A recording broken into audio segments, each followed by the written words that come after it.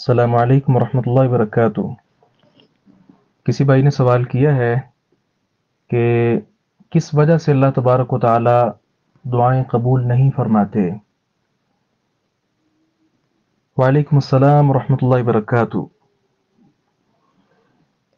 میں سب سے پہلے ذکر کرتا ہوں کہ دعا کی قبولیت کے اسباب کیا ہیں، اور اس کے بعد انشاءاللہ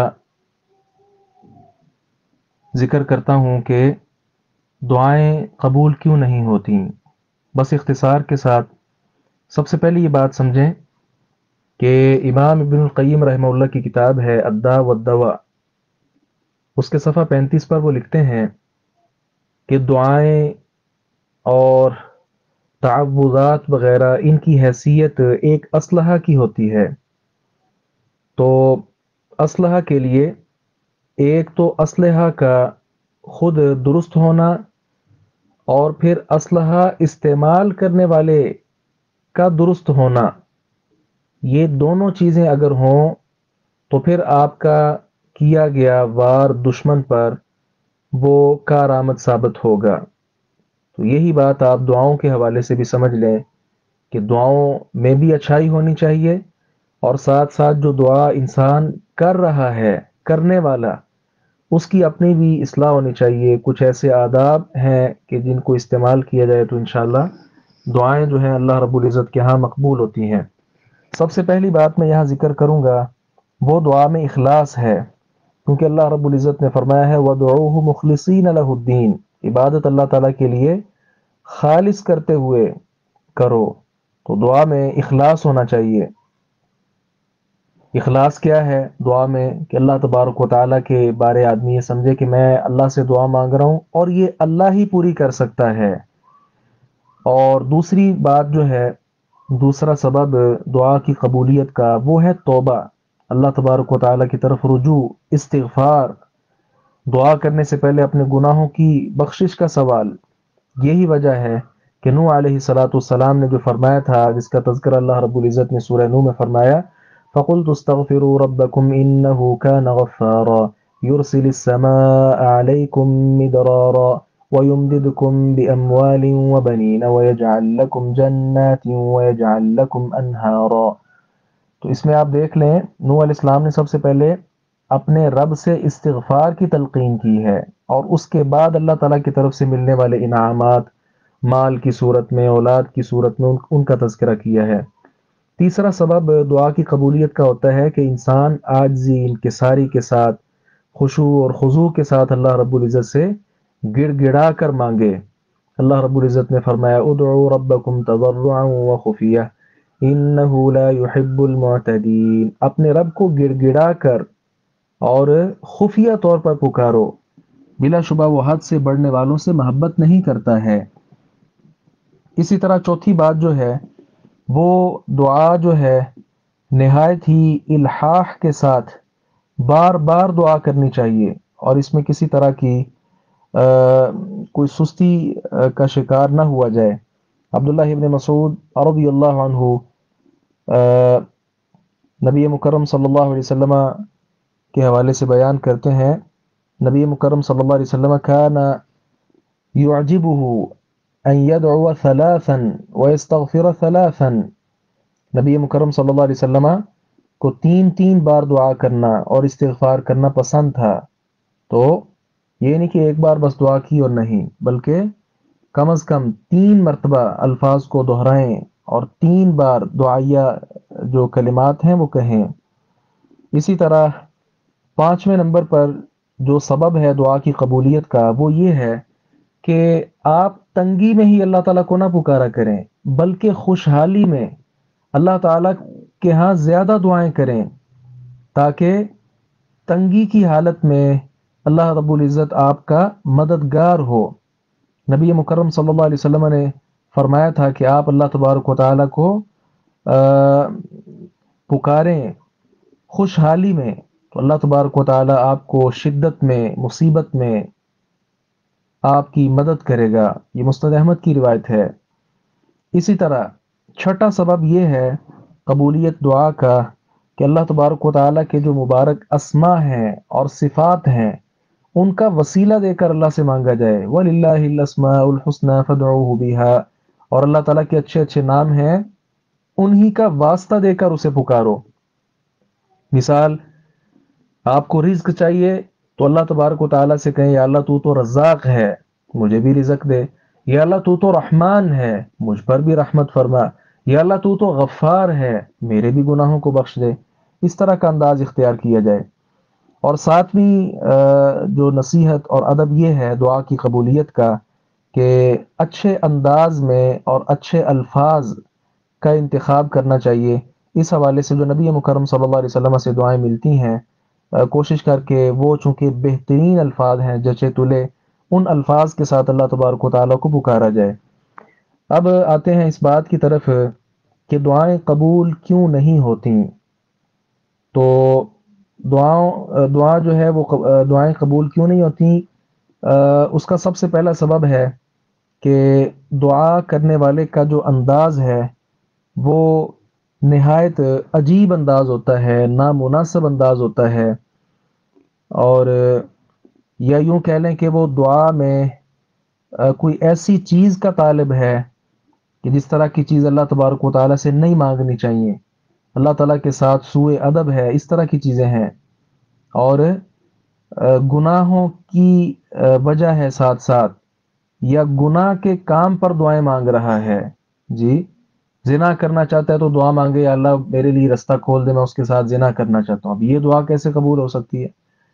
رسول اللہ صلی اللہ علیہ وسلم نے فرمایا لا يزال يستجاب للعبد ما لم يدع بإثم او قطيعة رحم او كما قال. صحیح مسلم کی روایت ہے، آپ صلی اللہ علیہ وسلم نے فرمایا بندے کی دعا اس وقت تک قبول ہوتی رہتی ہے جب تک وہ گناہ یا قطع رحمی کی دعا نہ کرے. اور دوسری بات یہ ہوتی ہے کہ دعا کرنے والا جو شخص ہے اس کے اندر کمزوری ہوتی ہے. یہ بھی بات درست نہیں ہے. مثال کے طور پہ اللہ تبارک و تعالیٰ کی طرف اس کا دل متوجہ نہیں ہے، جی، یا بڑی بلند آواز کے ساتھ اللہ تعالیٰ کو پکار رہا ہے، وہ سوء ادب والی صورت اس میں بھی آ جاتی ہے. اور تیسرا سبب ہوتا ہے کہ دعا کی قبولیت میں کوئی رکاوٹ ہو سکتی ہے جس بنا پر اللہ تبارک و تعالیٰ دعا کو قبول نہیں فرما رہے ہوتے. تو دلوں پر زنگ چڑھ چکا ہے، کھانا پینا حرام کا ہے، اور اس طرح کی جو چیزیں ہیں.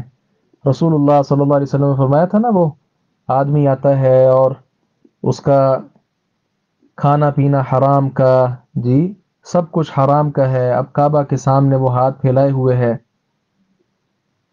اللہ اکبر کبیرہ، مطعمہ حرام ومشربہ حرام وغذی بالحرام فانا یستجاب لذلک. صحیح مسلم کی روایت ہے، اس کا کھانا حرام کا، پینا حرام کا، اس کو غذا حرام کے ساتھ دی گئی ہے، اس کی دعا اللہ تبارک و تعالیٰ کیسے قبول فرمائے؟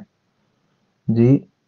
اسی طرح اس کے ساتھ ساتھ ایک چوتھا سبب آپ یہ بھی سمجھ لیں کہ دعا کی قبولیت میں بعض لوگ جلد بازی کرتے ہیں اور بڑی جلد ہی مایوس ہو جاتے ہیں اور مایوس ہو کر دعائی چھوڑ دیتے ہیں. تو یہ بات بھی صحیح نہیں، کیونکہ صحیح بخاری اور مسلم کی روایت ہے، رسول اللہ صلی اللہ علیہ وسلم نے ارشاد فرمایا یستجاب لأحدکم ما لم یعجل یقول دعوت فلم یستجب لی.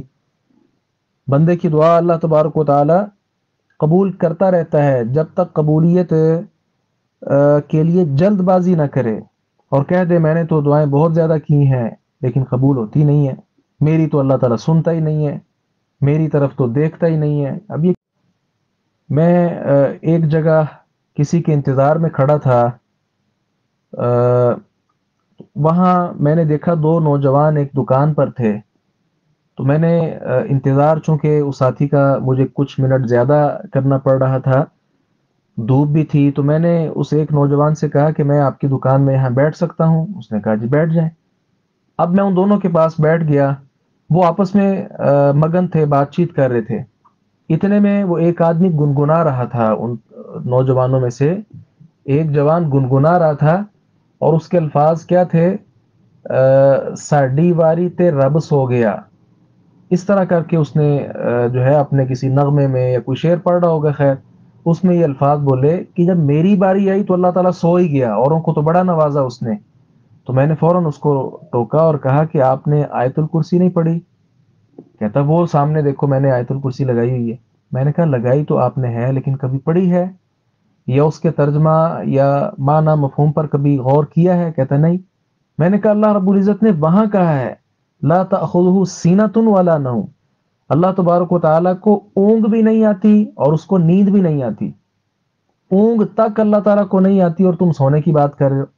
कहता जब मेरी दुआ कबूल ही नहीं होनी, अल्लाह ने मेरी जो आरजू है वो सुननी नहीं है, तो फिर मेरे बारे में सो ही गया ना वो। मैंने कहा नहीं ऐसा नहीं है। अब देखें किस कदर लोगों के यहाँ अकीदे की खराबियां पाई जाती हैं। इसी तरह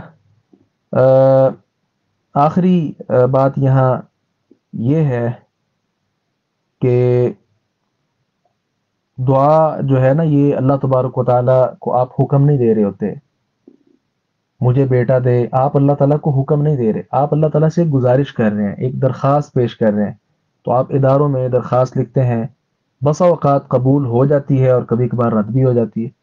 तो अल्लाह तबारक व तआला वो अला कुल्ली शैइन कदीर है। वो आप दुआएं करते भी रहें लेकिन अल्लाह ताला ने अपने यहाँ लिखा हुआ कि मैंने उसको औलाद से महरूम रखना है, औलाद नहीं देनी तो नहीं देनी अल्लाह ताला ने। लेकिन आपकी जो दुआ है, चूंकि दुआ को नबी मुकरम सल्लल्लाहु अलैहि वसल्लम ने इबादत कहा है, अब दुआ हुवल इबादा, लिहाजा ये आपका दुआ करना रायगा नहीं जाएगा। फिर दुआ के मुतालिक ये भी याद रखें कि अल्लाह तबारक व तआला दुआ को या तो फौरन कबूल कर लेते हैं, नंबर दो कुछ ताखीर के साथ कबूल करते हैं, नंबर तीन कबूल करते ही नहीं है, उसको ज़ख़ीरा कर लेते हैं और इंसान को उसके बदले में दुनिया में भी इंशाअल्लाह और आखिरत में तो खैर है ही, किसी और बहुत ज़्यादा अजर के साथ नवाज देते हैं। इसलिए दुआओं को हमें जारी रखना चाहिए और जो दुआओं की कबूलियत में मवाने हैं, जो चीज़ें रुकावट बनती हैं, उनसे भी दूर रहना चाहिए। और अल्लाह तबारक व तआला क्योंकि मल्लम यसअलिल्लाह यग़ज़ब अलैहि, ये गालिबन जामे तिरमिज़ी की रिवायत है। नबी मुकरम सल्लल्लाहु अलैहि वसल्लम ने फरमाया जो अल्लाह ताला से नहीं मांगता अल्लाह ताला उस पर नाराज हो जाता है। तो अल्लाह ताला के साथ ये ताल्लुक में कमी नहीं बल्कि मजबूती इंशाल्लाह होनी चाहिए। अल्लाह ताला हम सब पर रहमत फरमाए और हमें मांगने का तरीका भी सिखा दे और फिर हमारा मांगा हुआ अल्लाह तबारक व तआला ना सिर्फ ये कि वो कबूल फरमाए बल्कि अपनी जानिब से अल्लाह ताला जो हमारे लिए बेहतर है उसको मुकद्दर फरमा दे। मैं एक बार किसी का पढ़ रहा था कौल, उन्होंने लिखा कि अल्लाह तबारक व तआला जो इंसान के साथ रवैया इख्तियार करता है ना, वो ज़्यादा अच्छा होता है। वो रवैया ज़्यादा अच्छा होता है। अगर बंदे को कह दिया जाए कि तुम लिखो, तुम्हें क्या चाहिए, वो लिख दे मुझे ये चाहिए, बाद में उसको अल्लाह ताला का लिखा हुआ तकदीर का दिखा दिया जाए कि अल्लाह ने तो तेरे बारे ये सोचा था, तो ज़रूर अपना लिखा हुआ मिटा दे और उस पर शर्मसार हो कि नहीं मुझे अल्लाह ताला का लिखा हुआ ही चाहिए था। अल्लाहु अकबर कबीरा। इसी तरह मैंने एक और का पढ़ा, उसने कहा कि मैं दुआ करता हूँ, अल्लाह ताला जब दुआ कबूल कर ले शुक्र अदा करता हूँ, लेकिन अल्लाह जब दुआ मेरी कबूल नहीं करता तो 2 मरतबा शुक्र अदा करता हूँ। क्यों?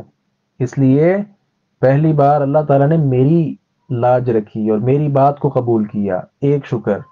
दूसरी बात जो है अल्लाह तबारक व तआला ने अपनी बात को मुकद्दर किया और अपनी बात जो मुकद्दर की हुई थी उसी को मुकद्दम किया।